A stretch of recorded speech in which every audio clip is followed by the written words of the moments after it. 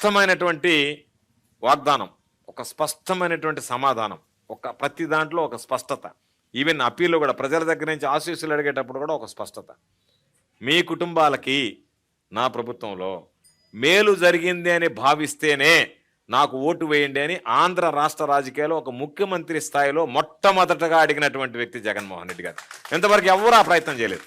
అన్ని పార్టీలు, ఈరోజు తెలుగుదేశం కావచ్చు, జనసేన కావచ్చు, ప్రత్యక్షంగా ఒక జాతీయ పార్టీ కావచ్చు, పరోక్షంగా ఇంకొక జాతీయ పార్టీ కావచ్చు, వీళ్ళందరూ కలిసి వీళ్ళందరి ఆలోచన ఏమిటంటే మేము గెలవాలనేటువంటి ఆలోచన ఎవ్వరిలో లేదు. జగన్మోహన్ రెడ్డి గారిని గద్దెదించాలా, జగన్మోహన్ రెడ్డి గారిని ఓడించాలి. అంటే ఒక వ్యక్తిని ఓడించడానికి ఇంతమంది సమైక్యంగా పనిచేస్తున్నారంటే ఆ వ్యక్తి ఎంత బలవంతుడైతే ఇంతమంది మనందరం కలిసి పోరాడాలనుకుంటాడు.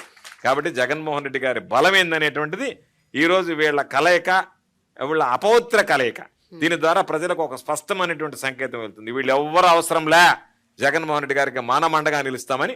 జగన్మోహన్ రెడ్డి గారు నమ్ముకున్నది ప్రజల ఆశీస్సులు, ఆ దేవుడి దీవెనలు. కాబట్టి జగన్మోహన్ రెడ్డి గారు ఎవరు ఎన్ని రకాలు వచ్చినా, ఎంతమంది కలిసి వచ్చినా, నేను మరలా చెప్తున్నా 2024లో తిరుగులేనటువంటి విజయాన్ని జగన్మోహన్ రెడ్డి గారు సాధించి మరలా ఈ రాష్ట్రానికి ముఖ్యమంత్రి అవడం ఖాయమనేటువంటి విషయాన్ని